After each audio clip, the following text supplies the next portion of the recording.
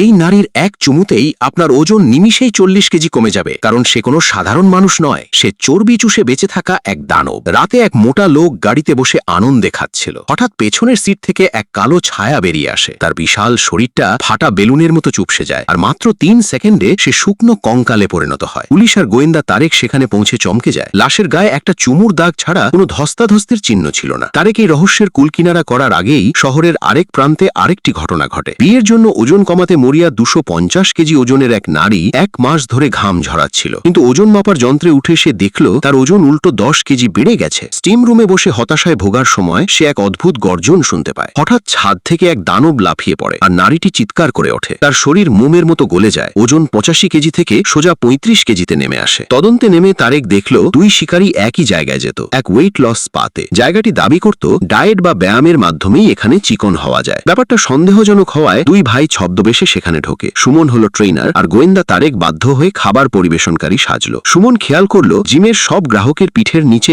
একই অদ্ভুত লাল দাগ, মানে দানবটা সবার সামনেই খাচ্ছে। এদিকে রান্নাঘরে তারেক দেখলো স্পার্টি ডায়েট খাবারের বদলে মানুষকে উচ্চ ক্যালোরির বিশেষ পুডিং খাওয়াচ্ছে। সন্দেহ হওয়ায় তারেক সেটা চেখে দেখলো, কিন্তু ওতে নেশার ওষুধ মেশানো ছিল। ঘরটা ঘুরতে লাগলো আর সে অজ্ঞান হয়ে গেল। এবার তারা নিশ্চিত হলো যে স্পার মালিকই এর পেছনে আছে। লিজা বুঝে গেল সুমন আর তারেক আসলে শিকারী, তাই প্রমাণ মেটাতে সে চুরি করা চর্বি খাওয়ার চেষ্টা করলো, কিন্তু হাতে নাতে ধরা পড়ে গেল। জিজ্ঞাসাবাদের সময় লিজা সত্যিটা ফাঁস করে দিল। আমি পেরুর এক পরজীবী যে মানুষের চর্বি খায়। তবে সে কসম খেয়ে বলল সে খুনি নয়, সে শুধু ইচ্ছুক গ্রাহকদের শরীর থেকে অল্প পরিমাণ চর্বি নিত। আসল খুনি হলো তার ভাই রনি। অল্প খাবারে সে বিরক্ত ছিল আর পেট ভরে খেতে চাইত। এই কারণেই সে ওই 2 শিকারকে চুষে ছিবড়ে বানিয়েছে। লিজার স্বামী তাকে থামাতে গেলে রনি তাকেও মেরে ফেলে। লিজা তারেককে জানাল রনিকে মারার একটাই উপায়, তার চর্বি চোষা জিভটা কেটে ফেলা। তারেক আর সুমন মানুষের চর্বির বয়ামে ভরা বেসমেন্টে পৌঁছল। অন্ধকারে রনি সুমনের ওপর হামলা করলো। সে যখন সুমনকে চুষে খেতে যাবে তখন তারেক পেছন থেকে হামলা করে এক বিশাল ছুরি দিয়ে তার জিভ কেটে ফেলে। দানবটা লুটিয়ে পড়ে মারা গেল।